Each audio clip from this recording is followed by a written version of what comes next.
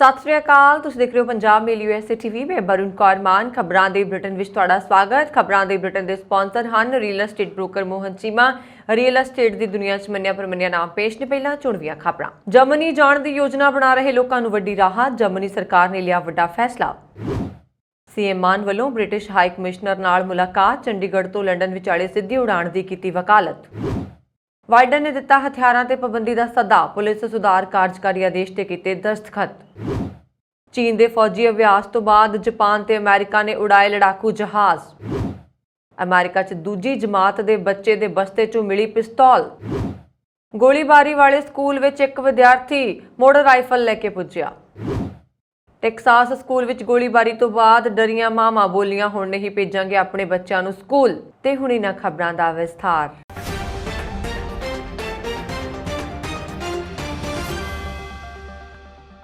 ਭਾਰਤ ਅਤੇ ਭੂਟਾਨ ਵਿੱਚ ਜਰਮਨੀ ਦੇ ਰਾਜਦੂਤ ਵਾਲਟਰ ਜੇ ਲਿੰਡਨਰ ਨੇ ਵੀਰਵਾਰ ਨੂੰ ਕਿਹਾ ਕਿ ਉਹਨਾਂ ਦਾ ਦੇਸ਼ ਭਾਰਤ ਬਾਇਓਟੈਕ ਦੇ ਕੋਵਿਡ-19 ਰੋਕੂ ਟੀਕੇ ਨੂੰ ਯਾਤਰਾ ਦੇ ਉਦੇਸ਼ ਨਾਲ 1 ਜੂਨ ਤੋਂ ਮਾਨਤਾ ਦੇਗਾ। ਲਿੰਡਨਰ ਨੇ ਇੱਕ ਟਵੀਟ ਵਿੱਚ ਕਿਹਾ, ਬਹੁਤ ਖੁਸ਼ ਹਾਂ ਕਿ ਜਰਮਨ ਸਰਕਾਰ ਨੇ 1 ਜੂਨ ਤੋਂ ਜਰਮਨੀ ਦੀ ਯਾਤਰਾ ਲਈ ਵਿਸ਼ਵ ਸਿਹਤ ਸੰਗਠਨ ਵੱਲੋਂ ਸੂਚੀਬੱਧ ਕੋਵੈਕਸਿਨ ਨੂੰ ਮਾਨਤਾ ਦੇਣ ਦਾ ਫੈਸਲਾ ਕੀਤਾ ਹੈ।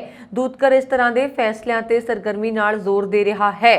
ਪਿਛਲੇ ਸਾਲ ਨਵੰਬਰ ਵਿੱਚ ਵਿਸ਼ਵ ਸਿਹਤ ਸੰਗਠਨ ਨੇ ਕੋਵੈਕਸਿਨ ਦੀ ਐਮਰਜੈਂਸੀ ਵਰਤੋਂ ਦੀ ਸਿਫਾਰਿਸ਼ ਕੀਤੀ ਸੀ। ਆਸਟ੍ਰੇਲੀਆ, ਜਾਪਾਨ ਅਤੇ ਕੈਨੇਡਾ ਸਮੇਤ ਕਈ ਦੇਸ਼ ਕੋਵੈਕਸਿਨ ਲਗਵਾ ਚੁੱਕੇ ਯਾਤਰੀਆਂ ਨੂੰ ਆਪਣੇ ਇੱਥੇ ਆਉਣ ਦੀ ਆਗਿਆ ਦਿੰਦੇ ਨੇ। ਪੰਜਾਬ ਤੇ ਬਰਤਾਨੀਆ ਨੇ ਖੇਤੀਬਾੜੀ, ਸੂਚਨਾ ਤੇ ਟੈਕਨੋਲੋਜੀ, ਫੂਡ ਪ੍ਰੋਸੈਸਿੰਗ, ਉਚੇਰੀ ਸਿੱਖਿਆ, ਖੇਡਾਂ, ਜਨਤਕ ਟਰਾਂਸਪੋਰਟ ਅਤੇ ਬਾਇਓਮਾਸ ਵਰਗੇ ਖੇਤਰਾਂ ਵਿੱਚ ਹੋਰ ਸਹਿਯੋਗ ਵਧਾਉਣ ਦੀ ਸਹਿਮਤੀ ਦਿੱਤੀ। ਇਸ ਸੰਬੰਧੀ ਫੈਸਲਾ ਵੀਰਵਾਰ ਨੂੰ ਮੁੱਖ ਮੰਤਰੀ ਭਗਵੰਤ ਮਾਨ ਦੀ ਬਰਤਾਨੀਆ ਦੇ ਹਾਈ ਕਮਿਸ਼ਨਰ ਐਲੈਕਸ ਏਲਿਸ ਤੇ ਮੁੱਖ ਮੰਤਰੀ ਦੀ ਸਰਕਾਰੀ ਰਿਹਾਇਸ਼ ਵਿਖੇ ਹੋਈ ਮੁਲਾਕਾਤ ਦੌਰਾਨ ਲਿਆ ਗਿਆ। ਮੀਟਿੰਗ ਦੌਰਾਨ ਇਹਨਾਂ ਖੇਤਰਾਂ ਵਿੱਚ ਪੰਜਾਬ ਤੇ ਬਰਤਾਨੀਆ ਵਿਚਕਾਰ ਸਹਿਯੋਗ ਦੀਆਂ ਵਿਆਪਕ ਸੰਭਾਵਨਾਵਾਂ ਹੋਣ ਤੇ ਸਹਿਮਤੀ ਬਣੀ। ਮੁੱਖ ਮੰਤਰੀ ਨੇ ਕਿਹਾ ਕਿ ਮਿਹਨਤਕਸ਼ ਪੰਜਾਬੀਆਂ ਨੇ ਆਪਣੀ ਸਖਤ ਘਾਲਣਾ ਨਾਲ ਪਹਿਲਾਂ ਹੀ ਇਹਨਾਂ ਖੇਤਰਾਂ ਵਿੱਚ ਆਪਣੀ ਪਛਾਣ ਬਣਾਈ ਹੈ, ਪਰ ਬਰਤਾਨੀਆ ਕੋਲ ਮੌਜੂਦ ਆਧੁਨਿਕ ਟੈਕਨੋਲੋਜੀ ਇਹਨਾਂ ਖੇਤਰਾਂ ਵਿੱਚ ਸਾਡੀ ਛੁਪੀ ਹੋਈ ਪ੍ਰਤਿਭਾ ਨੂੰ ਹੋਰ ਉਜਾਗਰ ਕਰਨ ਵਿੱਚ ਮਦਦਗਾਰ ਹੋਏਗੀ। ਸੂਬੇ ਵਿੱਚ ਬਰਤਾਨਵੀ ਨਿਵੇਸ਼ਕਾਂ ਦਾ ਸਵਾਗਤ ਹੋਣ ਦੀ ਗੱਲ ਆਖਦਿਆਂ ਮੁੱਖ ਮੰਤਰੀ ਨੇ ਕਿਹਾ ਕਿ ਪੰਜਾਬ ਵਿੱਚ ਨਿਵੇਸ਼ ਕਰਨ ਦੇ ਇੱਛਕ ਨਿਵੇਸ਼ਕਾਂ ਨੂੰ ਸਾਰੀਆਂ ਮਨਜ਼ੂਰੀਆਂ ਸਿੰਗਲ ਵਿੰਡੋ ਆਨਲਾਈਨ ਸਿਸਟਮ ਨਾਲ ਮਿਲਣੀਆਂ ਯਕੀਨੀ ਬਣਾਈਆਂ ਜਾਣਗੀਆਂ। ਉਹਨਾਂ ਨੇ ਕਿਹਾ ਕਿ ਪੰਜਾਬ ਸਰਕਾਰ ਇਹ ਗੱਲ ਯਕੀਨੀ ਬਣਾਏਗੀ ਕਿ ਨਿਵੇਸ਼ਕਾਂ ਨੂੰ ਪੰਜਾਬ ਵਿੱਚ ਨਿਵੇਸ਼ ਕਰਨ ਵਿੱਚ ਕਿਸੇ ਤਰ੍ਹਾਂ ਦੀ ਦਿੱਕਤ ਦਾ ਸਾਹਮਣਾ ਨਾ ਕਰਨਾ ਪਏ। ਉਹਨਾਂ ਨੇ ਕਿਹਾ ਕਿ ਉਹ ਪਹਿਲਾਂ ਹੀ ਬਰਤਾਨੀਆ ਦੇ ਵੱਡੀ ਗਿਣਤੀ ਸੰਭਾਵੀ ਨਿਵੇਸ਼ਕਾਂ ਦੇ ਸੰਪਰਕ ਵਿੱਚ ਨੇ ਜਿਹੜੇ ਪੰਜਾਬ ਵਿੱਚ ਨਿਵੇਸ਼ ਕਰਨ ਦੇ ਪੱਖ ਵਿੱਚ ਨੇ। ਲੰਡਨ ਦੇ ਹੀਥਰੋ ਹਵਾਈ ਅੱਡੇ ਤੇ ਉਡਾਣ ਹੋਣ ਦਾ ਸੱਦਾ ਤੇ ਮੁੱਦਾ ਚੁੱਕਦਿਆਂ ਮੁੱਖ ਮੰਤਰੀ ਨੇ ਕਿਹਾ ਕਿ ਇਸ ਨਾਲ ਖਾਸ ਤੌਰ ਤੇ ਪੰਜਾਬ ਨਾਲ ਲੱਗਦੇ ਤਕਰੀਬਨ 5 ਸੂਬਿਆਂ ਨੂੰ ਫਾਇਦਾ ਹੋਏਗਾ। ਉਹਨਾਂ ਨੇ ਕਿਹਾ ਕਿ ਉਡਾਣ ਪੰਜਾਬੀਆਂ ਲਈ ਪੱਛਮ ਦੇ ਦੁਆਰ ਵਜੋਂ ਕੰਮ ਕਰੇਗੀ। ਭਗਵੰਤ ਮਾਨ ਨੇ ਕਿਹਾ ਕਿ ਕਈ ਏਅਰਲਾਈਨਾਂ ਦੇ ਪ੍ਰਬੰਧਕ ਉਹਨਾਂ ਦੇ ਸੰਪਰਕ ਵਿੱਚ ਨੇ ਅਤੇ ਇੱਕ ਵਾਰ ਮਨਜ਼ੂਰੀ ਮਿਲਣ ਦੀ ਦੇਰ ਹੈ, ਇੱਥੋਂ ਉਡਾਣਾਂ ਸ਼ੁਰੂ ਹੋ ਜਾਣਗੀਆਂ। ਅਮਰੀਕਾ ਦੇ ਰਾਸ਼ਟਰਪਤੀ ਜੋ ਬਾਈਡਨ ਨੇ ਟੈਕਸਾਸ ਦੇ ਸਕੂਲ ਵਿੱਚ ਗੋਲੀਬਾਰੀ ਵਿੱਚ ਬੱਚਿਆਂ ਦੀ ਮੌਤ ਤੇ ਗੁੱਸਾ, ਨਿਰਾਸ਼ਾ ਤੇ ਦੁੱਖ ਪ੍ਰਗਟਾਉਂਦੇ ਹੋਏ ਹਥਿਆਰਾਂ ਤੇ ਨਵੀਆਂ ਪਾਬੰਦੀਆਂ ਲਗਾਉਣ ਦਾ ਸੱਦਾ ਦਿੱਤਾ। ਬਾਈਡਨ ਨੇ ਕਿਹਾ ਕਿ ਇਹ ਸਮਾਂ ਹੈ ਕਿ ਅਸੀਂ ਇਸ ਦੁੱਖ ਨੂੰ ਕਾਰਵਾਈ ਵਿੱਚ ਬਦਲ ਦਈਏ। ਬੱਚਿਆਂ ਨੂੰ ਗਵਾਉਣ ਨਾਲ ਆਤਮਾ ਨੂੰ ਦੁੱਖ ਪਹੁੰਚਿਆ ਹੈ। ਅਜਿਹਾ ਲੱਗਦਾ ਹੈ ਕਿ ਇਸ ਵਿੱਚ ਅਸੀਂ ਫਸ ਗਏ ਹਾਂ ਅਤੇ ਕਦੇ ਬਾਹਰ ਨਹੀਂ ਨਿਕਲ ਸਕਾਂਗੇ। ਬਾਈਡਨ ਨੇ ਦੇਸ਼ ਦੀ ਜਨਤਾ ਤੇ ਕਾਨੂੰਨ ਲਾਗੂ ਕਰਨ ਵਾਲਿਆਂ ਵਿਚਕਾਰ ਵਿਸ਼ਵਾਸ ਪੈਦਾ ਕਰਨ ਲਈ ਪੁਲਿਸ ਸੁਧਾਰਾਂ ਸੰਬੰਧੀ ਇੱਕ ਕਾਰਜਕਾਰੀ ਆਦੇਸ਼ ਤੇ ਸਾਈਨ ਵੀ ਕੀਤੇ। ਬਾਈਡਨ ਨੇ ਬੁੱਧਵਾਰ ਨੂੰ ਕਿਹਾ ਕਿ ਇਹ ਇੱਕ ਉਪਾਅ ਹੈ ਜੋ ਅਸੀਂ ਇਸ ਦੇਸ਼ ਨੂੰ ਸਹੀ ਦਿਸ਼ਾ ਵਿੱਚ ਲਿਜਾਣ ਲਈ ਲੈ ਸਕਦੇ ਹਾਂ। ਵਾਈਟ ਹਾਊਸ ਨੇ ਇੱਕ ਵੱਖਰੇ ਬਿਆਨ ਵਿੱਚ ਕਿਹਾ ਕਿ ਬਾਈਡਨ ਦਾ ਕਾਰਜਕਾਰੀ ਆਦੇਸ਼ ਅਮਰੀਕੀ ਅਟਾਰਨੀ ਜਨਰਲ ਨੂੰ ਇੱਕ ਰਾਸ਼ਟਰੀ ਡਾਟਾਬੇਸ ਸਥਾਪਿਤ ਕਰਨ ਦਾ ਨਿਰਦੇਸ਼ ਦਿੰਦਾ ਹੈ ਜਿਸ ਵਿੱਚ ਪੁਲਿਸ ਦੇ ਦੁਰਵਿਵਹਾਰ ਦੇ ਰਿਕਾਰਡ ਸ਼ਾਮਲ ਹੋਣਗੇ ਜੋ ਸਾਰੀਆਂ ਫੈਡਰਲ ਏਜੰਸੀਆਂ ਦੁਆਰਾ ਕਰਮਚਾਰੀਆਂ ਦੀ ਜਾਂਚ ਕਰਨ ਲਈ ਵਰਤੇ ਜਾਣਗੇ। ਰਿਲੀਜ਼ ਵਿੱਚ ਕਿਹਾ ਗਿਆ ਹੈ ਕਿ ਡੇਟਾਬੇਸ ਰਾਜ ਅਤੇ ਸਥਾਨਕ ਕਾਨੂੰਨ ਲਾਗੂ ਕਰਨ ਵਾਲੀਆਂ ਏਜੰਸੀਆਂ ਦੁਆਰਾ ਵਰਤੋਂ ਲਈ ਵੀ ਉਪਲਬਧ ਹੋਏਗਾ।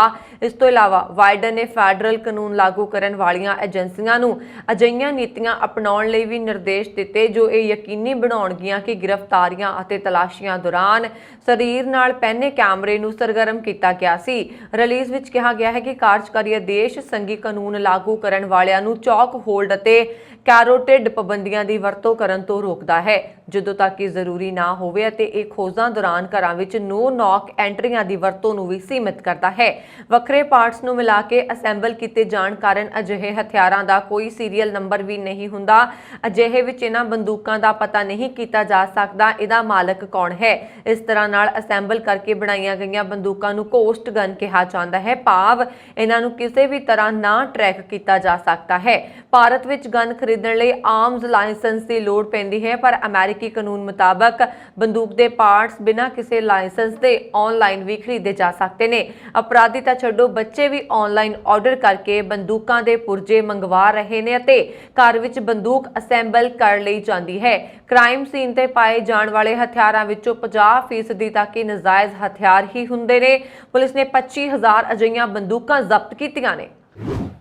ਅਮਰੀਕੀ ਰਾਸ਼ਟਰਪਤੀ ਜੋ ਬਾਈਡਨ ਦੇ ਜਾਪਾਨ ਵਿੱਚ ਮੌਜੂਦ ਹੋਣ ਦੌਰਾਨ ਰੂਸ ਅਤੇ ਚੀਨੀ ਬੰਬਾਰ ਦੇ ਜਹਾਜ਼ਾਂ ਦੀ ਸੰਯੁਕਤ ਉਡਾਣ ਦੇ ਜਵਾਬ ਵਿੱਚ ਜਾਪਾਨ ਅਤੇ ਅਮਰੀਕਾ ਨੇ ਜਾਪਾਨ ਸਾਗਰ ਦੇ ਉੱਤੇ ਆਪਣੇ ਲੜਾਕੂ ਜਹਾਜ਼ ਦੀ ਸੰਯੁਕਤ ਉਡਾਣ ਨੂੰ ਅੰਜਾਮ ਦਿੱਤਾ।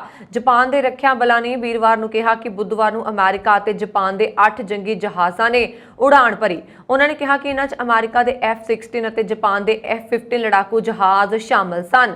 ਜਾਪਾਨੀ ਫੌਜ ਨੇ ਇੱਕ ਬਿਆਨ ਵਿੱਚ ਕਿਹਾ ਕਿ ਸੰਯੁਕਤ ਉਡਾਣ ਦੋਵਾਂ ਫੌਜਾਂ ਦੀ ਸੰਯੁਕਤ ਸਮਰੱਥਾਵਾਂ ਦੀ ਪੁਸ਼ਟੀ ਕਰਨ ਅਤੇ ਜਾਪਾਨ ਅਮਰੀਕਾ ਗੱਠਜੋੜ ਨੂੰ ਹੋਰ ਮਜ਼ਬੂਤ ਕਰਨ ਲਈ ਸੀ। ਉੱਤਰ ਕੋਰੀਆ ਵੱਲੋਂ ਇੱਕ ਹੋਰ ਸੰਭਾਵਿਤ ਪਰਮਾਣੂ ਪਰੀਖਣ ਨਾਲ ਸੰਬੰਧਿਤ ਚਿੰਤਾਵਾਂ ਦਰਮਿਆਨ ਪਿਓਂਗਯਾਂਗ ਵੱਲੋਂ ਕੋਰੀਆਈ ਪ੍ਰਾਇਦੀਪ ਅਤੇ ਜਾਪਾਨ ਦਰਮਿਆਨ ਸਮੁੰਦਰ ਵੱਲ ਅੰਤਰ ਮਹਾਦੀਪੀ ਬੈਲਿਸਟਿਕ ਮਿਜ਼ਾਈਲ ਸਮੇਤ 3 ਮਿਜ਼ਾਈਲਾਂ ਦਾਗਣ ਤੋਂ ਕੁਝ ਘੰਟੇ ਬਾਅਦ ਅਮਰੀਕਾ ਤੇ ਜਾਪਾਨ ਦੇ ਜਹਾਜ਼ਾਂ ਨੇ ਉਡਾਣ ਭਰੀ। ਉੱਤਰ ਕੋਰੀਆ ਵੱਲੋਂ ਦਾਗੀਆਂ ਗਈਆਂ ਮਿਜ਼ਾਈਲਾਂ ਜਾਪਾਨ ਦੇ ਵਿਸ਼ੇਸ਼ ਆਰਥਿਕ ਖੇਤਰ ਦੇ ਬਾਹਰ ਪਾਣੀ ਵਿੱਚ ਡਿੱਗੀਆਂ। ਜਾਪਾਨ ਦੇ ਰੱਖਿਆ ਮੰਤਰਾਲਾ ਨੇ ਕਿਹਾ ਕਿ ਚੀਨ ਅਤੇ ਰੂਸ ਦੇ ਬੰਬਾਰਾਂ ਨੇ ਮੰਗਲਵਾਰ ਨੂੰ ਜਾਪਾਨ ਕੋਲ ਸੰਯੁਕਤ ਉਡਾਣ ਭਰੀ। ਉਸ ਸਮੇਂ ਬਾਈਡਨ ਟੋਕੀਓ ਵਿੱਚ ਜਾਪਾਨੀ ਪ੍ਰਧਾਨ ਮੰਤਰੀ ਫੂਮੀਓ ਕਿਸ਼ਿਦਾ, ਭਾਰਤ ਅਤੇ ਆਸਟ੍ਰੇਲੀਆ ਦੇ ਆਪਣੇ ਹਮਰੁਤਬਿਆਂ ਨਾਲ ਕਵਾਡ ਗੱਠਜੋੜ ਦੀ ਬੈਠਕ ਵਿੱਚ ਸਨ, ਜਿਸ ਨੂੰ ਖੇਤਰ ਵਿੱਚ ਚੀਨ ਦੇ ਵੱਧਦੇ ਪ੍ਰਭਾਵ ਨੂੰ ਚੁਣੌਤੀ ਦੇਣ ਵਾਲਾ ਗੱਠਜੋੜ ਮੰਨਿਆ ਜਾਂਦਾ ਹੈ। ਅਮਰੀਕਾ ਦੇ ਐਲੀਮੈਂਟਰੀ ਸਕੂਲ ਵਿੱਚ ਕਤਲੇਆਮ ਦੌਰਾਨ ਸਦਾ ਲਈ ਆਪਣੇ ਬੱਚਿਆਂ ਨੂੰ ਗਵਾਉਣ ਵਾਲੇ ਮਾਪਿਆਂ ਦੇ ਹੰਝੂ ਵੀ ਨਹੀਂ ਰੁਕੇ ਕਿ ਦੂਜੀ ਜਮਾਤ ਦੇ ਬੱਚੇ ਦੇ ਬਸਤੇ ਵਿੱਚੋਂ ਭਰੀ ਹੋਈ ਪਿਸਤੌਲ ਬਰਾਮਦ ਕੀਤੀ ਗਈ। ਦੂਜੇ ਪਾਸੇ ਟੈਕਸਾਸ ਦੇ ਸਕੂਲ ਦੇ ਬਾਹਰ ਇੱਕ ਹੋਰ ਵਿਦਿਆਰਥੀ ਕੋਲੋਂ ਰਾਈਫਲ ਬਰਾਮਦ ਹੋਣ ਦੀ ਘਟਨਾ ਨੇ ਪੁਲਿਸ ਨੂੰ ਹੱਥਾਂ ਪੈਰਾਂ ਦੀ ਪਾ ਦਿੱਤੀ। ਦੂਜੀ ਜਮਾਤ ਦਾ ਬੱਚਾ ਸਾਊਥ ਸੈਕਰਾਮੈਂਟੋ ਦੇ ਸਕੂਲ ਨਾਲ ਸੰਬੰਧਿਤ ਦੱਸਿਆ ਜਾ ਰਿਹਾ ਹੈ। ਸਿਟੀ ਯੂਨਾਈਟਿਡ ਸਕੂਲ ਡਿਸਟ੍ਰਿਕਟ ਦੇ ਅਧਿਕਾਰੀਆਂ ਮੁਤਾਬਕ ਇਹ ਵਾਰਦਾਤ ਐਡਵਰਡ ਕੈਂਪਬੈਲ ਐਲੀਮੈਂਟਰੀ ਸਕੂਲ ਵਿੱਚ ਸਾਹਮਣੇ ਆਈ। ਸੈਕਰਾਮੈਂਟੋ ਸਿਟੀ ਯੂਨਾਈਟਿਡ ਵੱਲੋਂ ਮਾਪਿਆਂ ਨੂੰ ਭੇਜੇ ਸੁਨੇਹੇ ਵਿੱਚ ਕਿਹਾ ਗਿਆ ਹੈ ਕਿ ਅਸੀਂ ਸ਼ੁਕਰਗੁਜ਼ਾਰ ਹਾਂ ਕਿ ਇਸ ਘਟਨਾ ਦੇ ਨਤੀਜੇ ਵਜੋਂ ਕੋਈ ਦੁਖਾਂਤ ਸਾਹਮਣੇ ਨਹੀਂ ਆਇਆ। ਅਮਰੀਕਾ ਵਿੱਚ ਟੈਕਸਾਸ ਦੇ ਪ੍ਰਾਇਮਰੀ ਸਕੂਲ ਵਿੱਚ ਇੱਕ 18 ਸਾਲਾ ਬੰਦੂਕਧਾਰੀ ਨੇ 22 ਲੋਕਾਂ ਦੀ ਹੱਤਿਆ ਕਰ ਦਿੱਤੀ। ਇਸ ਖਬਰ ਨੇ ਅਮਰੀਕਾ ਸਣੇ ਪੂਰੀ ਦੁਨੀਆ ਨੂੰ ਝੰਜੋੜ ਕੇ ਰੱਖ ਦਿੱਤਾ। ਰਿਪੋਰਟ ਮੁਤਾਬਕ ਇਸ ਘਟਨਾ ਦੇ ਇੱਕ ਦਿਨ ਬਾਅਦ ਪੁਲਿਸ ਨੇ ਹਾਈ ਸਕੂਲ ਦੇ ਵਿਦਿਆਰਥੀ ਨੂੰ ਉੱਥੇ ਰਾਈਫਲ ਦੇ ਨਾਲ ਦੇਖਿਆ। ਰਾਈਫਲ ਲੈ ਕੇ ਘੁੰਮਦੇ ਹੋਏ ਹਾਈ ਸਕੂਲ ਦੇ ਵਿਦਿਆਰਥੀ ਦੀ ਪਛਾਣ ਰਿਚ ਡਨਸ ਦੇ ਰੂਪ ਵਿੱਚ ਹੋਈ ਹੈ। ਪੁਲਿਸ ਨੇ ਵਿਦਿਆਰਥੀ ਨੂੰ ਟੈਕਸਾਸ ਦੇ ਸਕੂਲ ਵਿੱਚ ਰਾਈਫਲ ਦੇ ਨਾਲ ਚੱਲਦੇ ਹੋਏ ਦੇਖੇ ਜਾਣ ਤੋਂ ਬਾਅਦ ਗ੍ਰਿਫਤਾਰ ਕਰ ਲਿਆ। 24 ਮਈ ਨੂੰ ਅਮਰੀਕਾ ਦੇ ਟੈਕਸਾਸ ਵਿੱਚ ਇੱਕ ਪ੍ਰਾਇਮਰੀ ਸਕੂਲ 'ਚ ਇੱਕ 18 ਸਾਲਾ ਸ਼ਖਸ ਨੇ 19 ਵਿਦਿਆਰਥੀਆਂ, ਇੱਕ ਗਨਮੈਨ ਅਤੇ 2 ਟੀਚਰਾਂ ਦੀ ਗੋਲੀ ਮਾਰ ਕੇ ਹੱਤਿਆ ਕਰ ਦਿੱਤੀ। ਇਸ ਘਟਨਾ ਨੇ ਦੇਸ਼ ਅਤੇ ਦੁਨੀਆ ਨੂੰ ਝੰਜੋੜ ਕੇ ਰੱਖ ਦਿੱਤਾ, ਜਿਸ ਨੇ ਅਮਰੀਕਾ ਵਿੱਚ ਬੰਦੂਕ ਦੇ ਇਸਤੇਮਾਲ ਤੇ ਪਾਬੰਦੀਆਂ ਤੇ ਬਹਿਸ ਮੁੜ ਤੋਂ ਸ਼ੁਰੂ ਕਰ ਦਿੱਤੀ। ਗਵਰਨਰ ਗਾਰੇਗ ਏਬੋਰਡ ਦਾ ਕਹਿਣਾ ਹੈ ਕਿ ਹਮਲਾਵਰ 18 ਸਾਲਾ ਸਲਵਾਡੋਰ ਰਾਮੋਸ ਨੇ ਮੰਗਲਵਾਰ ਨੂੰ ਉਵਾਲੇ ਦੇ ਰਾਬ ਐਲੀਮੈਂਟਰੀ ਸਕੂਲ ਵਿੱਚ ਹੋਏ ਹਮਲੇ ਵਿੱਚ AR-15 ਦਾ ਇਸਤੇਮਾਲ ਕੀਤਾ ਸੀ। ਟੈਕਸਾਸ ਸੂਬੇ ਦੇ ਸਕੂਲ ਵਿੱਚ ਗੋਲੀਬਾਰੀ ਤੋਂ ਬਾਅਦ ਅਮਰੀਕੀ ਮਾਵਾਂ ਡਰ ਗਈਆਂ ਨੇ। ਕਈ ਮਾਪਿਆਂ ਨੇ ਤਾਂ ਬੱਚਿਆਂ ਨੂੰ ਸਕੂਲ ਨਾ ਭੇਜਣ ਦਾ ਫੈਸਲਾ ਕਰ ਲਿਆ। ਹਮਲੇ ਤੋਂ ਬਾਅਦ ਪਹੁੰਚੇ ਢੇਰਾਂ ਮਾਪੇ ਆਪਣੇ ਬੱਚਿਆਂ ਨੂੰ ਗਲੇ ਲਗਾ ਕੇ ਰੋਂਦੇ ਰਹੇ। ਰੌਬ ਐਲੀਮੈਂਟਰੀ ਸਕੂਲ ਵਿੱਚ ਪੜ੍ਹਨ ਵਾਲੀ ਇੱਕ ਬੱਚੇ ਦੀ ਮਾਂ ਦਾ ਕਹਿਣਾ ਹੈ ਕਿ ਉਹ ਫਿਰ ਕਦੇ ਵੀ ਆਪਣੇ ਬੱਚੇ ਨੂੰ ਸਕੂਲ ਵਿੱਚ ਪੜ੍ਹਨ ਨਹੀਂ ਭੇਜੇਗੀ। ਇੱਕ ਬੱਚੇ ਦੀ ਮਾਂ ਨੇ ਕਿਹਾ ਕਿ ਮੈਨੂੰ ਸਕੂਲ ਵਿੱਚ ਫਾਇਰਿੰਗ ਦੀਆਂ ਖਬਰਾਂ ਸੁਣਨ ਨੂੰ ਮਿਲਦੀਆਂ ਸਨ। ਮੈਨੂੰ ਅਜਿਹਾ ਲੱਗਦਾ ਸੀ ਕਿ ਅਜਿਹੀਆਂ ਘਟਨਾਵਾਂ ਕੇਵਲ ਵੱਡੇ ਸ਼ਹਿਰਾਂ ਵਿੱਚ ਹੁੰਦੀਆਂ ਨੇ, ਪਰ ਅਜਿਹਾ ਮੇਰੇ ਸ਼ਹਿਰ ਵਿੱਚ ਹੋਇਆ। ਮੈਨੂੰ ਸਮਝ ਨਹੀਂ ਆ ਰਹੀ ਸੀ ਕਿ ਮੈਂ ਕੀ ਕਰਾਂ। ਮੈਨੂੰ ਨਹੀਂ ਪਤਾ ਸੀ ਕਿ ਮੇਰਾ ਬੱਚਾ ਜਿੰਦਾ ਹੈ ਜਾਂ ਮਰ ਚੁੱਕਾ ਹੈ। ਮੈਂ ਰੱਬ ਤੋਂ ਬਾਰ-ਬਾਰ ਪ੍ਰਾਰਥਨਾ ਕਰ ਰਹੀ ਸੀ ਕਿ ਮੇਰਾ ਬੱਚਾ ਸੁਰੱਖਿਅਤ ਹੋਵੇ। ਮੈਂ ਨਹੀਂ ਚਾਹੁੰਦੀ ਕਿ ਮੇਰਾ ਬੱਚਾ ਫਿਰ ਕਦੇ ਸਕੂਲ ਪੜ੍ਹਨ ਜਾਵੇ। ਅਮਰੀਕਾ ਦੇ ਸੂਬੇ ਟੈਕਸਾਸ ਦੇ ਸ਼ਹਿਰ ਉਵਾਲਡੇ ਦੇ ਰੌਬ ਐਲੀਮੈਂਟਰੀ ਸਕੂਲ ਵਿੱਚ ਇੱਕ ਸਿਰਫਰੇ ਗੋਰੇ ਨੌਜਵਾਨ ਵੱਲੋਂ ਕੀਤੀ ਗਈ ਗੋਲੀਬਾਰੀ ਵਿੱਚ ਮਾਰੀ ਗਈ ਅਧਿਆਪਕਾ ਰਮਾ ਗਰਾਸੀਆ ਦਾ ਪਤੀ ਜ਼ੋਏ ਗਰਾਸੀਆ ਵੀ ਆਪਣੀ ਪਤਨੀ ਦੇ ਵਿਛੋੜੇ ਵਿੱਚ ਅਚਾਨਕ ਚੱਲ ਵਸਿਆ। ਦੋਏ ਗਰਾਸੀਆ ਲੰਘੇ ਦਿਨ ਸਕੂਲ ਵਿੱਚ ਘਟਨਾ ਵਾਲੀ ਥਾਂ ਤੇ ਸ਼ਰਧਾ ਦੇ ਫੁੱਲ ਭੇਂਟ ਕਰਨ ਉਪਰੰਤ ਘਰ ਵਾਪਸ ਆ ਗਿਆ। ਖਾਣੇ ਵਾਲੇ ਮੇਜ਼ ਤੇ ਬਾਕੀ ਪਰਿਵਾਰ ਨਾਲ ਬੈਠਾ ਸੀ ਕਿ ਅਚਾਨਕ ਢਹਿ-ਢੇਰੀ ਹੋ ਗਿਆ। ਉਸ ਨੂੰ ਬਚਾਉਣ ਦੀ ਹਰ ਸੰਭਵ ਕੋਸ਼ਿਸ਼ ਕੀਤੀ ਗਈ ਪਰ ਉਹ ਬਚ ਨਹੀਂ ਸਕਿਆ। ਇਹ ਜਾਣਕਾਰੀ ਗਰਾਸੀਆ ਦੇ ਭਤੀਜੇ ਜੌਹਨ ਨੇ ਦਿੱਤੀ ਹੈ। रमा ਗਰਾਸੀਆ ਚੌਥੀ ਸ਼੍ਰੇਣੀ ਦੇ ਉਹਨਾਂ 2 ਅਧਿਆਪਕਾਂ ਵਿੱਚ ਸ਼ਾਮਲ ਸੀ ਜੋ ਗੋਲੀਬਾਰੀ ਵਿੱਚ ਮਾਰੇ ਗਏ 19 ਬੱਚਿਆਂ ਨਾਲ ਮਾਰੇ ਗਏ ਸਨ। ਗਰਾਸੀਆ ਦੇ 4 ਬੱਚੇ ਨੇ। ਮਾਰਟਿਨਸ ਨੇ ਕਿਹਾ ਕਿ ਉਸਨੇ ਆਪਣੇ ਚਾਚਾ ਚਾਚੀ ਨੂੰ ਸਦਾ ਲਈ ਗਵਾ ਦਿੱਤਾ ਹੈ, ਜੋ ਕਿ ਨਾ ਪੂਰਾ ਹੋਣ ਵਾਲਾ ਘਾਟਾ ਹੈ। ਉਸਨੇ ਕਿਹਾ ਕਿ ਦੋਨਾਂ ਦੀਆਂ ਅੰਤਮ ਰਸਮਾਂ ਇਕੱਠੀਆਂ ਹੀ ਕੀਤੀਆਂ ਜਾਣਗੀਆਂ।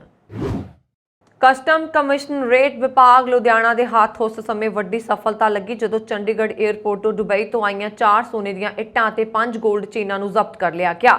ਮਿਲੀ ਜਾਣਕਾਰੀ ਅਨੁਸਾਰ 25 ਮਈ ਨੂੰ ਦੁਬਈ ਤੋਂ ਚੰਡੀਗੜ੍ਹ ਆਉਣ ਵਾਲੇ IndiGo flight number 6E56 Chandigarh international airport ਤੇ ਸ਼ਾਮ 4:30 ਵਜੇ ਪੁੱਜੀ। ਇਸ ਦੌਰਾਨ 에ਅਰਪੋਰਟ ਦੇ ਕਸਟਮ ਵਿਭਾਗ ਦੇ ਅਧਿਕਾਰੀਆਂ ਨੇ ਦੁਬਈ ਤੋਂ ਆਏ ਇੱਕ ਯਾਤਰੀ ਨੂੰ ਰੋਕਿਆ ਤੇ ਜਾਂਚਿਆ ਤਾਂ ਯਾਤਰੀ ਦੇ ਹੈਂਡਬੈਗ ਚੋਂ 2.7 ਕਰੋੜ ਦੀ ਕੀਮਤ ਵਾਲੀਆਂ 4 ਸੋਨੇ ਦੀਆਂ ਇੱਟਾਂ, ਜਿਨ੍ਹਾਂ ਦਾ ਵਜ਼ਨ 4 ਕਿਲੋਗ੍ਰਾਮ ਦੱਸਿਆ ਜਾ ਰਿਹਾ ਹੈ, ਜ਼ਬਤ ਕਰਕੇ ਮੁਲਜ਼ਮ ਨੂੰ ਗ੍ਰਿਫਤਾਰ ਕਰ ਲਿਆ ਗਿਆ।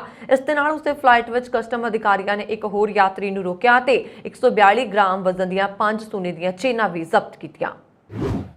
ਮਾਈਕਰੋ ਬਲੌਗਿੰਗ ਪਲੇਟਫਾਰਮ ਟਵਿੱਟਰ ਤੇ ਉਪਭੋਗਤਾਵਾਂ ਦੀ ਗੋਪਨੀਯਤਾ ਦੀ ਉਲੰਘਣਾ ਕਰਨ ਦਾ ਦੋਸ਼ ਲਗਾਇਆ ਗਿਆ ਹੈ। ਇਸ ਕਾਰਨ ਟਵਿੱਟਰ ਤੇ $15 ਕਰੋੜ ਦਾ ਜੁਰਮਾਨਾ ਲਗਾਇਆ ਗਿਆ ਹੈ। ਇਸ ਦੇ ਨਾਲ ਹੀ ਨਿਰਦੇਸ਼ ਦਿੱਤਾ ਗਿਆ ਹੈ ਕਿ ਕੰਪਨੀ ਆਪਣੇ ਉਪਭੋਗਤਾਵਾਂ ਦੇ ਡੇਟਾ ਦੀ ਸੁਰੱਖਿਆ ਲਈ ਮਾਪਦੰਡ ਤਿਆਰ ਕਰੇ।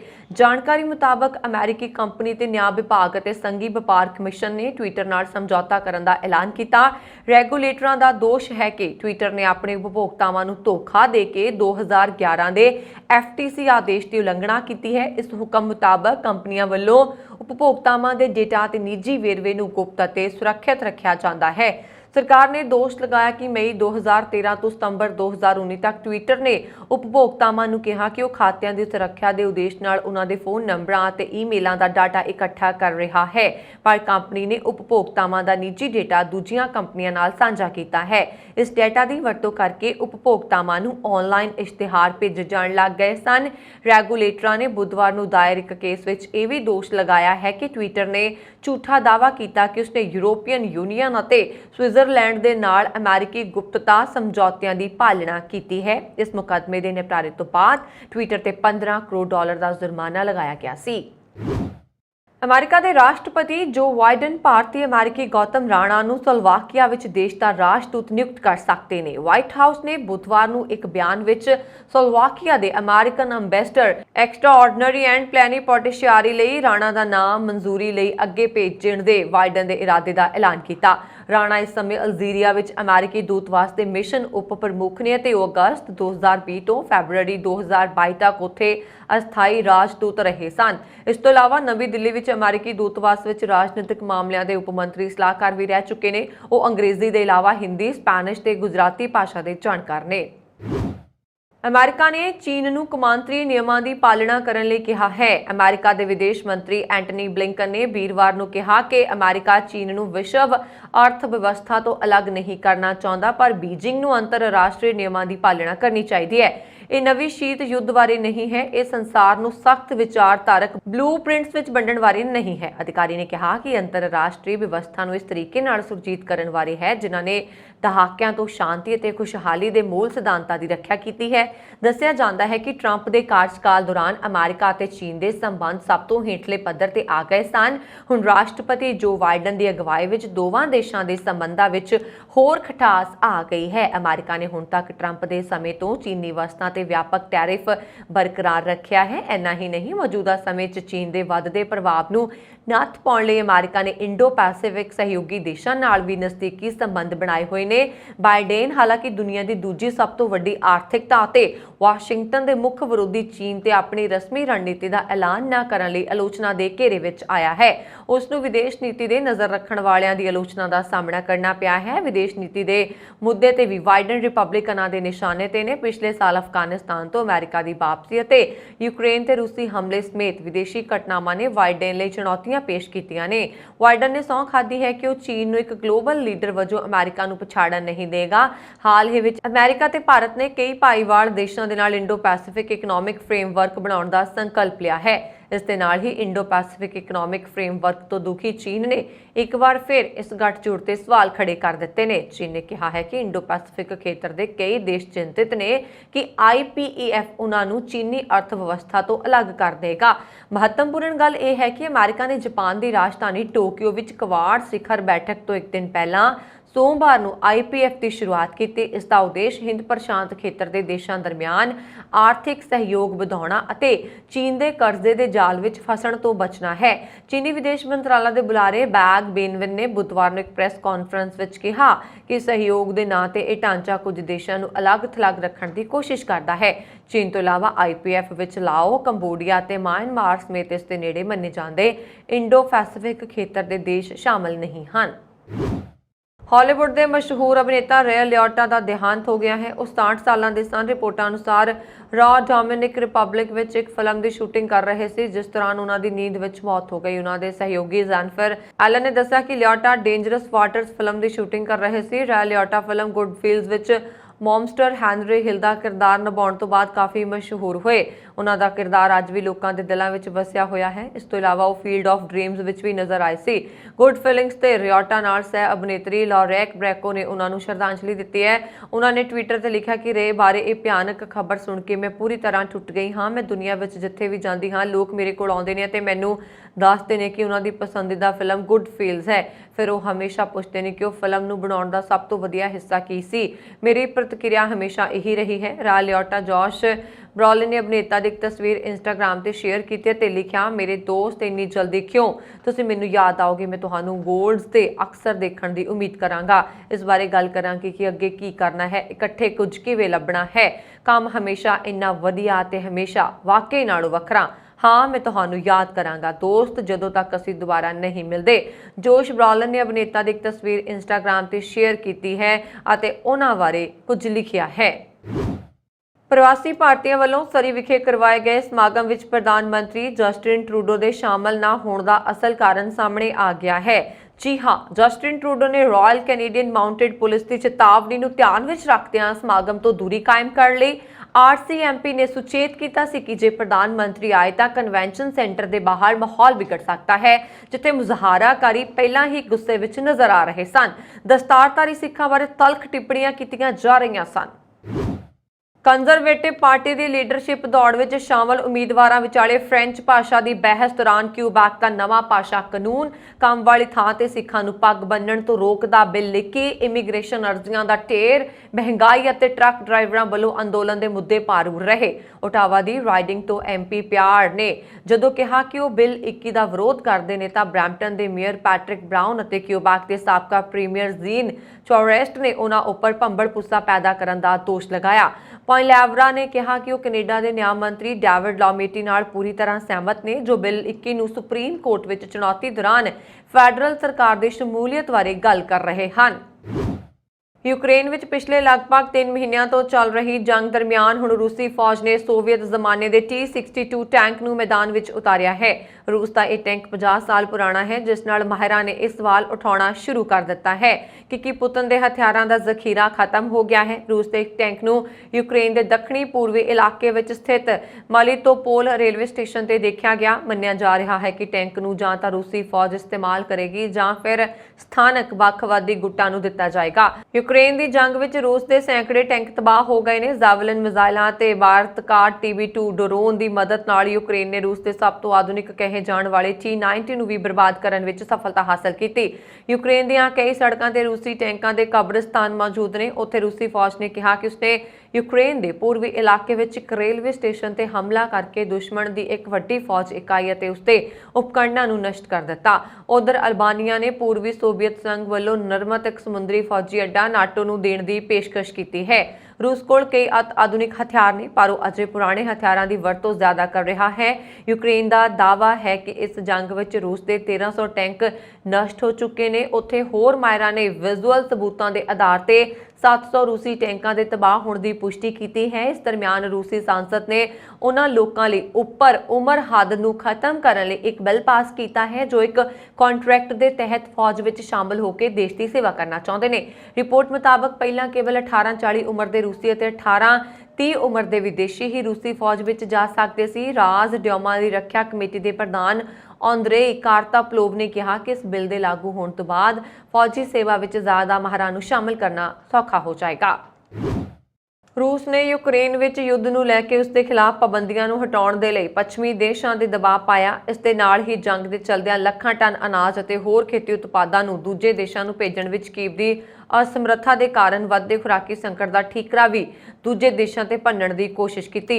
ਬ੍ਰਿਟੇਨ ਨੇ ਤੁਰੰਤ ਹੀ ਮਾਸਕੋ ਤੇ ਦੁਨੀਆ ਨੂੰ ਫਰੌਤੀ ਦੇ ਲਈ ਬੰਦਕ ਬਣਾਉਣ ਦੀ ਕੋਸ਼ਿਸ਼ ਦਾ ਇਲਜ਼ਾਮ ਲਗਾਇਆ ਅਤੇ ਕਿਹਾ ਕਿ ਪਾਬੰਦੀਆਂ ਵਿੱਚ ਕੋਈ ਰਿਆਇਤ ਨਹੀਂ ਦਿੱਤੀ ਜਾਏਗੀ। ਯੂਕਰੇਨ ਕਣਕ, ਮੱਕੀ ਅਤੇ ਸੂਰਜਮੁਖੀ ਤੇਲ ਦੇ ਦੁਨੀਆ ਦੇ ਸਭ ਤੋਂ ਵੱਡੇ ਨਿਰਯਾਤਕਾਂ ਵਿੱਚੋਂ ਇੱਕ ਹੈ, ਪਰ ਯੁੱਧ ਦੌਰਾਨ ਰੂਸ ਨੇ ਉਸਦੀ ਬੰਦਰਗਾਹ ਦੀ ਨਾਕੇਬੰਦੀ ਕੀਤੀ ਹੋਈ ਹੈ, ਜਿਸ ਕਾਰਨ ਉਹ ਆਪਣੇ ਉਤਪਾਦਾਂ ਨੂੰ ਦੂਜੇ ਦੇਸ਼ਾਂ ਨੂੰ ਨਹੀਂ ਭੇਜ ਪਾ ਰਿਹਾ। ਅਜਿਹੇ ਵਿੱਚ ਵਿਸ਼ਵ ਖੁਰਾਕ ਸਪਲਾਈ ਖੇਤਰ ਵਿੱਚ ਪੈ ਗਏ ਉਹਨਾਂ ਬੰਦਰਗਾਹਾਂ ਵਿੱਚੋਂ ਕਈ ਹੁਣ ਵੀ ਵੱਡੀ ਮਾਤਰਾ ਵਿੱਚ ਬਰੂਦੀ ਸੁਰੰਗਾਂ ਨੇ। ਰੂਸੀ ਰਾਸ਼ਟਰਪਤੀ ਦਫ਼ਤਰ ਦੇ ਬੁਲਾਰੇ ਨੇ ਇਸ ਸੰਕਟ ਦਾ ਠੀਕਰਾ ਪੱਛਮੀ ਦੇਸ਼ਾਂ ਤੇ ਭੰਨਣ ਦੀ ਕੋਸ਼ਿਸ਼ ਕੀਤੀ। ਉਹਨਾਂ ਨੇ ਪੱਤਰਕਾਰਾਂ ਦੇ ਨਾਲ ਇੱਕ ਕਾਨਫਰੰਸ ਕਾਲ ਵਿੱਚ ਕਿਹਾ ਕਿ ਅਸੀਂ ਪੱਛਮੀ ਦੇਸ਼ਾਂ ਤੇ ਕਈ ਗੈਰ ਕਾਨੂੰਨੀ ਕਾਰਵਾਈ ਕਰਨ ਦਾ ਦੋਸ਼ ਲਾਉਂਦੇ ਨੇ, ਜਿਸ ਦੇ ਕਾਰਨ ਨਾਕਾਬੰਦੀ ਹੋਈ ਹੈ। ਰੂਸ ਖੁਦ ਵੀ ਅਨਾਜ ਦਾ ਵੱਡਾ ਨਿਰਯਾਤਕ ਹੈ ਤੇ ਪੇਸਕੋਵ ਨੇ ਕਿਹਾ ਕਿ ਪੱਛਮੀ ਦੇਸ਼ਾਂ ਨੂੰ ਗੈਰ ਕਾਨੂੰਨੀ ਫੈਸਲਿਆਂ ਨੂੰ ਰੱਦ ਕਰਨਾ ਚਾਹੀਦਾ, ਜਿਨ੍ਹਾਂ ਕਾਰਨ ਜਹਾਜ਼ਾਂ ਨੂੰ ਭੇਜਣ ਅਤੇ ਅਨਾਜ ਤੇ ਨਿਰਯਾਤ ਵਿੱਚ ਰੁਕਾਵਟ ਆ ਰਹੀ ਹੈ। ਰੂਸ ਦੇ ਇਸ ਬਿਆਨ ਨੂੰ ਜਾਣ ਬੁੱਝ ਕੇ ਯੂਕਰੇਨੀ ਨਾਕਾਬੰਦੀ ਲਈ ਪੱਛਮ ਨੂੰ ਜ਼ਿੰਮੇਵਾਰ ਠਹਿਰਾਉਣ ਦੀ ਕੋਸ਼ਿਸ਼ ਦੇ ਤੌਰ ਤੇ ਦੇਖਿਆ ਜਾ ਰਿਹਾ ਹੈ, ਜਿਸ ਵਿੱਚ ਉਹ ਖੁਦ ਦੇ ਬਚਾਅ ਲਈ ਆਪਣੇ ਅਨਾਜ ਦਾ ਨਿਰਯਾਤ ਨਾ ਕਰ ਪਾਉਣ ਦੀ ਗੱਲ ਕਰ ਰਿਹਾ ਹੈ, ਜਦਕਿ ਪੱਛਮੀ ਅਧਿਕਾਰੀਆਂ ਨੇ ਇਹਨਾਂ ਦਾਅਵਿਆਂ ਨੂੰ ਖਾਰਜ ਕੀਤਾ ਹੈ। ਜਰਮਨੀ ਦੇ ਚਾਂਸਲਰ ਔਲਫ ਸ਼ੂਲਜ਼ ਨੇ ਦਾਵੋਸ ਵਿੱਚ ਹੋ ਰਹੇ ਵਿਸ਼ਵ ਆਰਥਿਕ ਫੋਰਮ ਦੇ ਸੰਮੇਲਨ ਵਿੱਚ ਕਿਹਾ ਕਿ ਰੂਸ ਦੇ ਰਾਸ਼ਟਰਪਤੀ ਵਲਾਦੀਮੀਰ ਪੁਤਿਨ ਯੂਕਰੇਨ ਵਿੱਚ ਜੰਗ ਜਿੱਤ ਨਹੀਂ ਸਕਣਗੇ। ਸ਼ੂਲਜ਼ ਨੇ ਕਿਹਾ ਕਿ ਉਹ ਪਹਿਲਾਂ ਹੀ ਆਪਣੇ ਸਾਰੇ ਰਣਨੀਤਕ ਟੀਚਿਆਂ ਦੀ ਪ੍ਰਾਪਤੀ ਵਿੱਚ ਨਾਕਾਮ ਹੋ ਗਏ ਨੇ। ਚਾਂਸਲਰ ਨੇ ਕਿਹਾ ਕਿ ਰੂਸ ਵੱਲੋਂ ਸਾਰੇ ਯੂਕਰੇਨ ਤੇ ਕਬਜ਼ਾ ਹੁਣ ਅਸਲੀਅਤ ਤੋਂ ਕੋਹਾਂ ਦੂਰ ਹੈ। ਉਹਨਾਂ ਨੇ ਕਿਹਾ ਕਿ ਹੁਣ ਪਹਿਲਾਂ ਨਾਲੋਂ ਕਿਤੇ ਵੱਧ ਯੂਕਰੇਨ ਯੂਰਪ ਵਿੱਚ ਆਪਣਾ ਭਵਿੱਖ ਤਲਾਸ਼ ਰਿਹਾ। ਸ਼ੂਲਜ਼ ਨੇ ਕਿਹਾ ਕਿ ਰੂਸ ਦੇ ਬੇਰਹਿਮ ਹੱਲੇ ਤੋਂ ਬਾਅਦ ਸਵੀਡਨ ਤੇ ਫਿਨਲੈਂਡ ਦੀ ਨਾਟੋ ਦੇ ਨੇੜੇ ਆ ਗਏ ਨੇ। ਜਰਮਨੀ ਦੇ ਚਾਂਸਲਰ ਨੇ ਕਿਹਾ ਕਿ ਉਹਨਾਂ ਦਾ ਸਵਾਗਤ ਹੈ। ਸ਼ੂਲਜ਼ ਨੇ ਹਾਲ ਹੀ ਕਿਹਾ ਕਿ ਪੁਤਿਨ ਨੇ ਨਾਟੋ ਤੇ ਯੂਰੋਪੀਅਨ ਯੂਨੀਅਨ ਤੋਂ ਕਮਜ਼ੋਰ ਸਮਝਣ ਦੀ ਭੁੱਲ ਕੀਤੀ। ਬਰਤਾਨੀਆ ਦੀ ਵਿਦੇਸ਼ ਮੰਤਰੀ ਲਿਜ਼ ਟਰਸ ਨੇ ਵੀ ਕਿਹਾ ਕਿ ਯੂਕਰੇਨ ਵਿੱਚ ਰੂਸ ਦੀ ਹਾਰ ਯਕੀਨੀ ਬਣਾਈ ਜਾਵੇਗੀ। ਇਸ ਦੌਰਾਨ ਰੂਸ ਨੇ ਕਿਹਾ ਕਿ ਉਹ ਆਸ ਕਰਦਾ ਹੈ ਕਿ ਯੂਕਰੇਨ ਮੌਜੂਦਾ ਸਥਿਤੀ ਨੂੰ ਸਮਝੇਗਾ ਤੇ ਮਾਸਕੋ ਦੀਆਂ ਮੰਗਾਂ ਮੰਨ ਲਏਗਾ। ਰੂਸ ਨੇ ਨਾਲ ਹੀ ਕਿਹਾ ਕਿ ਜੇਕਰ ਪੱਛਮੀ ਮੁਲਕ ਚਾਹੁੰਦੇ ਕਿ ਯੂਕਰੇਨ ਤੋਂ ਹੋਰਾਂ ਮੁਲਕਾਂ ਨੂੰ ਅਨਾਜ ਦੀ ਸਪਲਾਈ ਬਹਾਲ ਹੋਵੇ ਤਾਂ ਪਹਿਲਾਂ ਉਹਨਾਂ ਨੂੰ ਰੂਸ ਤੋਂ ਕੁਝ ਪਾਬੰਦੀਆਂ ਹਟਾਉਣੀਆਂ ਪੈਣਗੀਆਂ। ਜੇਲ੍ਹ ਵਿੱਚ ਬੰਦੀ ਸਿੱਖਾਂ ਦੀ ਰਿਹਾਈ ਲਈ ਗਠਿਤ ਕਮੇਟੀ ਪ੍ਰਧਾਨ ਮੰਤਰੀ ਗ੍ਰਹਿ ਮੰਤਰਾਲੇ ਤੋਂ ਇਲਾਵਾ ਦਿੱਲੀ ਦੇ ਕਰਨਾਟਕ ਦੇ ਮੁੱਖ ਮੰਤਰੀਆਂ ਨਾਲ ਮੁਲਾਕਾਤ ਕਰਨ ਜਾ ਰਹੀ ਹੈ। ਇਹ ਪ੍ਰਗਟਾਵਾ ਸ਼੍ਰੋਮਣੀ ਕਮੇਟੀ ਪ੍ਰਧਾਨ ਐਡਵੋਕੇਟ ਹਰਜਿੰਦਰ ਸਿੰਘ ਧਾਮੀ ਨੇ ਗੁਰਦੁਆਰਾ ਸ੍ਰੀ ਦੁੱਖ ਨਿਵਾਰਨ ਸਾਹਿਬ ਵਿਖੇ ਗੁਰੂ ਸ਼ਬਦ ਪ੍ਰਚਾਰ ਸਭਾ ਵੱਲੋਂ ਤਿਆਰ ਕਰਵਾਏ ਸੋਲਰ ਪਲਾਂਟ ਦਾ ਉਦਘਾਟਨ ਕਰਨ ਮਗਰੋਂ ਗੱਲਬਾਤ ਕਰਦਿਆਂ ਕੀਤਾ। ਇਸ ਮੌਕੇ ਸਾਬਕਾ ਪ੍ਰਧਾਨ ਪ੍ਰੋਫੈਸਰ ਕਰਪਾਲ ਸਿੰਘ ਬੰਡੂਰ, ਸਾਬਕਾ ਪ੍ਰਧਾਨ ਭਾਈ ਗੋਬਿੰਦ ਸਿੰਘ ਲੌਂਗੋਵਾਲ, ਸ਼੍ਰੋਮਣੀ ਕਮੇਟੀ ਦੇ ਜਨਰਲ ਸਕੱਤਰ ਜਥੇਦਾਰ ਕਰਨੈਲ ਸਿੰਘ ਪੰਜੌਲੀ ਆਦਿ ਸ਼ਾਮਲ ਸਨ। ਇਸ ਮੌਕੇ ਐਡਵੋਕੇਟ ਧਾਮੀ ਨੇ ਕਿਹਾ ਕਿ ਗੁਰਦੁਆਰਾ ਬਾਬਾ ਬੁੱਢਾ ਸਾਹਿਬ ਤੇ ਗੁਰਦੁਆਰਾ ਸਤਲਾਣੀ ਸਾਹਿਬ ਦੇ ਸਥਾਨ ਤੇ ਸੋਲਰ ਪਲਾਂਟ ਲਾਏ ਜਾ ਰਹੇ ਨੇ। ਗੁਰੂ ਸ਼ਬਦ ਪ੍ਰਚਾਰ ਸਭਾ ਸੁਸਾਇਟੀ ਦੇ ਮੁੱਖ ਸੇਵਾਦਾਰ ਭਗਵੰਤ ਸਿੰਘ ਵਧਾਈ ਦੇ ਪਾਤਰ ਨੇ, ਜਿਨ੍ਹਾਂ ਨੇ 30 ਕਿਲੋਵਾਟ ਵਾਲਾ ਸੋਲਰ ਪਲਾਂਟ ਸ਼੍ਰੋਮਣੀ ਕਮੇਟੀ ਨਾਲ ਸਹਿਯੋਗ ਕਰਨ ਲਗਵਾਉਣ ਦਾ ਯਤਨ ਕੀਤਾ। ਸਵਾਲ ਦੇ ਜਵਾਬ ਵਿੱਚ ਸ਼੍ਰੋਮਣੀ ਕਮੇਟੀ ਪ੍ਰਧਾਨ ਨੇ ਕਿਹਾ ਕਿ ਦਰਬਾਰ ਸਾਹਿਬ ਵਿਖੇ ਤੰਤੀ ਸਾਜ਼ਾਂ ਨਾਲ ਕੀਰਤਨ ਕੀਤੇ ਜਾਣ ਦੀ ਮਰਿਆਦਾ ਨੂੰ ਬਹਾਲ ਕਰਨ ਲਈ ਸ਼੍ਰੋਮਣੀ ਕਮੇਟੀ ਸੰਜੀਦਾ ਹੈ। ਸ੍ਰੀ ਅਕਾਲ ਤਖਤ ਸਾਹਿਬ ਦੇ ਕਾਰਜਕਾਰੀ ਜਥੇਦਾਰ ਹਰਪ੍ਰੀਤ ਸਿੰਘ ਵੱਲੋਂ ਜਾਰੀ ਹੁਕਮ ਦੀ ਪਾਲਣਾ ਲਈ ਸ਼੍ਰੋਮਣੀ ਕਮੇਟੀ ਨੂੰ 3 ਸਾਲਾਂ ਦਾ ਸਮਾਂ ਦਿੱਤਾ ਗਿਆ ਹੈ। ਸ਼੍ਰੋਮਣੀ ਕਮੇਟੀ ਕੋਲ ਤੰਤੀ ਸਾਜ਼ਾਂ ਦੇ ਕੁਝ ਜਥੇ ਮੌਜੂਦ ਤੇ ਭਵਿੱਖ ਲਈ ਅਜਿਹੇ ਜਥੇ ਵਧਾਏ ਜਾਣਗੇ। ਜੇਲ੍ਹਾਂ ਵਿੱਚ ਬੰਦੀ ਸਿੱਖਾਂ ਦੀ ਰਿਹਾਈ ਲਈ ਗਠਿਤ ਕਮੇਟੀ ਪ੍ਰਧਾਨ ਮੰਤਰੀ ਗ੍ਰਹਿ ਮੰਤਰਾਲੇ ਤੋਂ ਇਲਾਵਾ ਦਿੱਲੀ ਦੇ ਕਰਨਾਟਕ ਦੇ ਮੁੱਖ ਮੰਤਰੀਆਂ ਨਾਲ ਮੁਲਾਕਾਤ ਕਰਨ ਜਾ ਰਹੀ ਹੈ। ਇਹ ਪ੍ਰਗਟਾਵਾ ਸ਼੍ਰੋਮਣੀ ਕਮੇਟੀ ਪ੍ਰਧਾਨ ਐਡਵੋਕੇਟ ਹਰਜਿੰਦਰ ਸਿੰਘ ਧਾਮੀ ਨੇ ਗੁਰਦੁਆਰਾ ਸ੍ਰੀ ਦੁੱਖ ਨਿਵਾਰਨ ਸਾਹਿਬ ਵਿਖੇ ਗੁਰੂ ਸ਼ਬਦ ਪ੍ਰਚਾਰ ਸਭਾ ਵੱਲੋਂ ਤਿਆਰ ਕਰਵਾਏ ਸੋਲਰ ਪਲਾਂਟ ਦਾ ਉਦਘਾਟਨ ਕਰਨ ਮਗਰੋਂ ਗੱਲਬਾਤ ਕਰਦਿਆਂ ਕੀਤਾ। ਇਲਾਹਾਬਾਦ ਹਾਈ ਕੋਰਟ ਨੇ ਇੱਕ ਮਹੱਤਵਪੂਰਨ ਫੈਸਲੇ ਵਿੱਚ ਪੀਏਸੀ ਦੇ ਉਹਨਾਂ 34 ਪੁਲਿਸ ਮੁਲਾਜ਼ਮਾਂ ਨੂੰ ਜ਼ਮਾਨਤ ਦੇਣ ਤੋਂ ਇਨਕਾਰ ਕਰ ਦਿੱਤਾ ਹੈ, ਜਿਨ੍ਹਾਂ ਤੇ 1991 ਵਿੱਚ ਕਥਿਤ ਝੂਠੇ ਮੁਕਾਬਲੇ ਵਿੱਚ 10 ਸਿੱਖ ਨੌਜਵਾਨਾਂ ਨੂੰ ਅੱਤਵਾਦੀ ਮੰਨਦੇ ਹੋਏ ਮਾਰਨ ਦੇ ਦੋਸ਼ ਹਨ। ਜਸਟਿਸ ਰਮੇਸ਼ ਸਿਨਹਾ ਅਤੇ ਜਸਟਿਸ ਬ੍ਰਿਜਰਾਜ ਸਿੰਘ ਦੇ ਬੈਂਚ ਨੇ ਕਿਹਾ ਕਿ ਪੁਲਿਸ ਵਾਲਿਆਂ ਨੇ ਬੇਕਸੂਰ ਲੋਕਾਂ ਨੂੰ ਅੱਤਵਾਦੀ ਕਹਿ ਕੇ ਉਹਨਾਂ ਦਾ ਬੇਰਹਿਮੀ ਅਤੇ ਅਣਮਨੁੱਖੀ ਹੱਤਿਆ ਕੀਤੀ। ਇਸ ਤੋਂ ਇਲਾਵਾ ਜੇਕਰ ਕੁਝ ਮ੍ਰਿਤਕ ਸਮਾਜ ਵਿੱਚ ਵਿਰੋਧੀ ਗਤੀਵਿਧੀਆਂ 'ਚ ਸ਼ਾਮਲ ਸਨ ਅਤੇ ਉਹਨਾਂ ਵਿਰੁੱਧ ਅਪਰਾਧਕ ਕੇਸ ਦਰਜ ਕੀਤੇ ਗਏ ਸਨ ਤਾਂ ਵੀ ਕਾਨੂੰਨ ਦੁਆਰਾ ਸਥਾਪਿਤ ਪ੍ਰਕਿਰਿਆ ਦੀ ਪਾਲਣਾ ਕੀਤੀ ਜਾਣੀ ਚਾਹੀਦੀ ਸੀ। ਅਦਾਲਤ ਨੇ ਦੋਸ਼ੀਆਂ ਦੀ ਸਜ਼ਾ ਨੂੰ ਚੁਣੌਤੀ ਦੇਣ ਲਈ ਦਾਇਰ ਕੀਤੀ ਅਪਰਾਧਕ ਅਪੀਲ ਨੂੰ 24 ਜੁਲਾਈ ਨੂੰ ਅੰਤਮ ਸੁਣਵਾਈ ਲਈ ਸੂਚੀਬੱਧ ਕੀਤਾ ਹੈ। ਦਾਇਰ ਮਾਮਲੇ ਅਨੁਸਾਰ 12 ਜੁਲਾਈ 1991 ਨੂੰ ਉੱਤਰ ਪ੍ਰਦੇਸ਼ ਪੁਲਿਸ ਦੀ ਇੱਕ ਟੀਮ ਨੇ ਪੀਲਭੀਤ ਜ਼ਿਲ੍ਹੇ ਵਿੱਚ ਯਾਤਰੀਆਂ ਸ਼ਰਧਾਲੂਆਂ ਨਾਲ ਭਰੀ ਇੱਕ ਬੱਸ ਨੂੰ ਰੋਕਿਆ ਤੇ ਬੱਸ 'ਚੋਂ 10-11 ਸਿੱਖ ਨੌਜਵਾਨਾਂ ਨੂੰ ਹੇਠਾਂ ਉਤਾਰ ਕੇ ਪੁਲਿਸ ਦੀ ਬੱਸ ਵਿੱਚ ਬਿਠਾ ਲਿਆ ਤੇ ਕੁਝ ਪੁਲਿਸ ਮੁਲਾਜ਼ਮ ਯਾਤਰੀਆਂ ਸ਼ਰਧਾਲੂਆਂ ਦੇ ਨਾਲ ਬੱਸ ਵਿੱਚ ਬੈਠ ਗਏ, ਜਿਸ ਦੇ ਬਾਅਦ ਬਾਕੀ ਯਾਤਰੀ ਸ਼ਰਧਾਲੂ ਪੁਲਿਸ ਮੁਲਾਜ਼ਮ ਦੇ ਨਾਲ ਦਿਨ ਭਰ ਬੱਸ ਵਿੱਚ ਘੁੰਮਦੇ ਰਹੇ ਤੇ ਰਾਤ ਸਮੇਂ ਪੁਲਿਸ ਮੁਲਾਜ਼ਮ ਬੱਸ ਨੂੰ ਪੀਲੀਭੀਤ ਦੇ ਇੱਕ ਗੁਰਦੁਆਰੇ 'ਚ ਛੱਡ ਗਏ। ਜਦੋਂ ਉਕਤ ਬੱਸ ਵਿੱਚੋਂ ਹੇਠਾਂ ਉਤਾਰੇ 10 ਨੌਜਵਾਨਾਂ ਦੀ ਪੁਲਿਸ ਵੱਲੋਂ ਝੂਠੇ ਮੁਕਾਬਲੇ 'ਚ ਹੱਤਿਆ ਕਰ ਦਿੱਤੀ ਗਈ। 11ਵਾਂ ਬੱਚਾ ਸੀ ਜਿਸ ਸੰਬੰਧੀ ਕੁਝ ਵੀ ਨਹੀਂ ਪਤਾ ਚੱਲ ਸਕਿਆ ਤੇ ਸੂਬਾ ਸਰਕਾਰ ਵੱਲੋਂ ਉਸ ਦੇ ਮਾਤਾ-ਪਿਤਾ ਨੂੰ ਮੁਆਵਜ਼ਾ ਦਿੱਤਾ ਗਿਆ ਸੀ। ਸ਼ੁਰੂ ਵਿੱਚ ਪੀਲੀਭੀਤ ਦੀ ਸਥਾਨਕ ਪੁਲਿਸ ਵੱਲੋਂ ਜਾਂਚ ਕਰਕੇ ਕਲੋਜ਼ਰ ਰਿਪੋਰਟ ਮੰਗੀ ਗਈ ਸੀ। ਹਾਲਾਂਕਿ ਸੁਪਰੀਮ ਕੋਰਟ ਨੇ ਮੁਕਾਬਲੇ ਨਾਲ ਸੰਬੰਧਿਤ ਘਟਨਾਵਾਂ ਦੀ ਜਾਂਚ ਸੀਬੀਆਈ ਨੂੰ ਸੌਂਪੀ ਹੈ। ਲਖਨਊ ਦੀ ਅਦਾਲਤ ਨੇ 4 ਅਪ੍ਰੈਲ 2016 ਨੂੰ ਇਸ ਮਾਮਲੇ ਵਿੱਚ 47 ਵਿਅਕਤੀਆਂ ਨੂੰ ਦੋਸ਼ੀ ਠਹਿਰਾਇਆ ਸੀ, ਜਿਸ ਤੋਂ ਬਾਅਦ ਸਾਰੇ ਦੋਸ਼ੀ ਹਾਈ ਕੋਰਟ ਚਲੇ ਗਏ ਸਨ, ਜਿਨ੍ਹਾਂ ਚੋਂ 12 ਨੂੰ ਉਮਰ ਜਾਂ ਗੰਭੀਰ ਬਿਮਾਰੀ ਦੇ ਆਧਾਰ ਤੇ ਹਾਈ ਕੋਰਟ ਨੇ ਜ਼ਮਾਨਤ ਦਿੱਤੀ ਸੀ। ਇਹ ਸਨ ਹੁਣ ਤੱਕ ਦੀਆਂ ਖਬਰਾਂ। ਮੈਨੂੰ ਬਰੁਣ ਕੌਰ ਮਾਨ ਨੂੰ ਦਿਵਾ ਗਿਆ। ਹੋਰ ਖਬਰਾਂ ਦੇ ਲਈ ਸਾਡਾ YouTube ਚੈਨਲ ਪੰਜਾਬ ਮੇਲ USA TV ਜ਼ਰੂਰ ਸਬਸਕ੍ਰਾਈਬ ਕਰੋ। ਸਤਿ ਸ੍ਰੀ ਅਕਾਲ।